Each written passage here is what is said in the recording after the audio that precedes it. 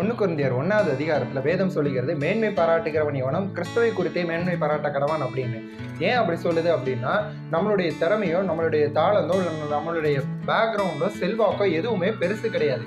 என்னைக்குனாலும் அது மாறக்கூடியதா இருக்கு. அதே அதிகாரத்துல படிச்சா தெரியும், பலவான்களை வெட்கப்படுத்தும்படியாக பலவீனமானவர்களை தெரிந்து கொண்டார் அப்படின்னு சொல்லியிருக்கு. ஞானிகளை வெட்கப்படுத்தும்படி பைத்தியங்களை தெரிந்து கொண்டார் அப்படின்னு சொல்லியிருக்கு. அப்ப நம்மளுடைய பேக்ரவுண்டு சூழ்நிலைகள் எல்லாம் மாறிக்கிட்டே இருக்கலாம். அதனால என்னைக்குமே மாறாம இருக்கிற அந்த கிறிஸ்துவை தான் நம்ம பற்றுக்கொண்டு அவரை மாத்திரமே மேன்மை பாராட்டணும். பிலிப்பியர் 3வது அதிகாரத்துல இதே பவுல் சொல்லுகிறாரு, எபிரேயரில் பிரிந்த எபிரேயன், நியாய பிரமாணத்தின் படி செய்ய அப்படி இப்படி எவ்வளோ காரியங்கள் எனக்கு இருந்தாலும் நான் அதை கிறிஸ்துவை குறித்து அறிகிற அறிவின் அந்த மேன்மைக்காக எல்லாத்தையும் நஷ்டம் தான் நான் என்றேன் அப்படின்னு சொல்லுவேன். அப்போ நம்ம வாழ்க்கைக்கு எது மேன்மையான காரியம்னு பார்த்தா கிறிஸ்துவும் அவரை குறித்து அறிகிற அறிவும் தான் இருக்குது. எல்லாவற்றையும் அருளுகிற அந்த கிறிஸ்துவை குறித்து நம்ம மேன்மை பாராட்டுவோம். நம்ம வாழ்க்கை நிச்சயமாகவே ஆசீர்வாதமாக இருக்கும்.